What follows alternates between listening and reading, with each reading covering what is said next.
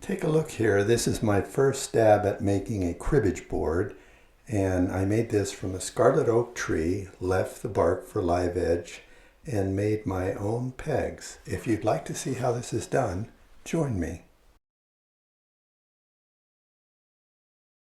Well, I don't even know how to play cribbage yet, but I'm going to try and make a board and see if this works out well. You can see here I have a pattern that I needed to enlarge, so I trimmed it, laid it out as best I could, and kept everything straight.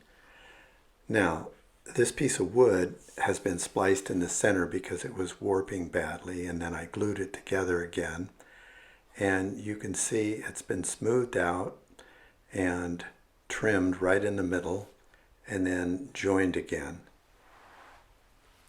Now when we look at the pattern, I want to show you how I got the pattern to be drilled properly.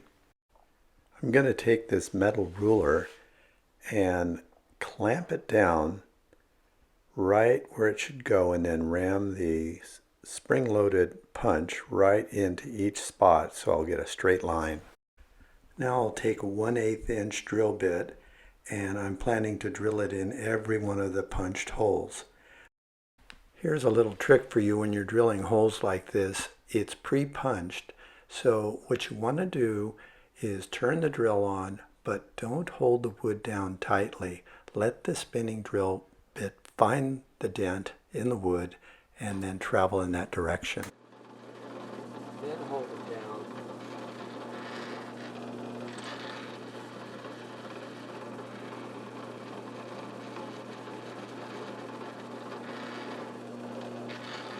So you can see I have all my holes drilled here. There's a little bit of splintering inside the holes and I got to get the dust out.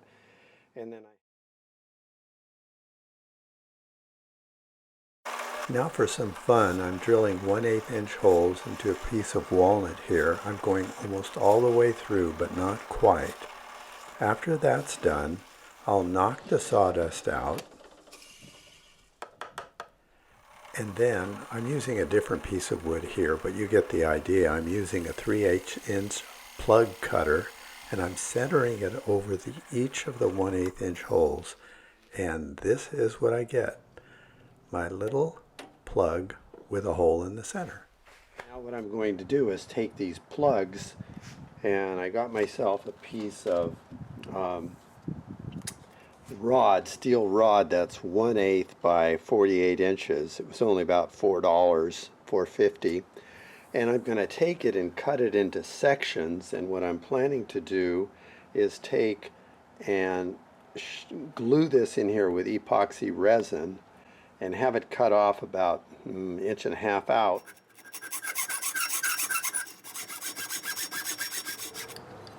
Just take each of these pins that I've cut, and I kind of sanded these a little bit on my sander, and I'm going to dip them into this resin.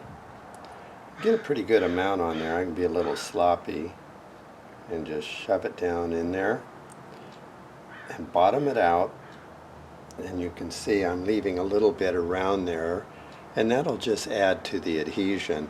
So I'll just set this aside so it'll dry, and do that with the rest of them.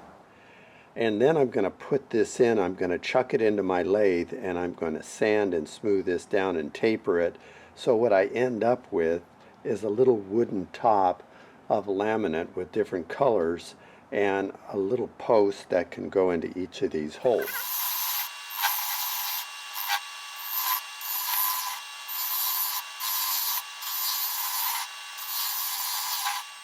So this is the pin I got. I'm really happy with it. It looks good.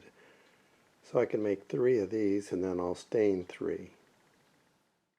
Well, let's put on the finish coat. I used Watco Danish oil that gave it a kind of a satin finish, and then when that was done, I went to my old standby, the Deft lacquer, and it was a clear satin. So the combination of these two always give me a predictably great finish. Well, here's my finished product, and I'm really happy with it. All I have to do now is learn how to play the game, and I'm sure my wife can teach me that. Thank you for sticking with me on this video.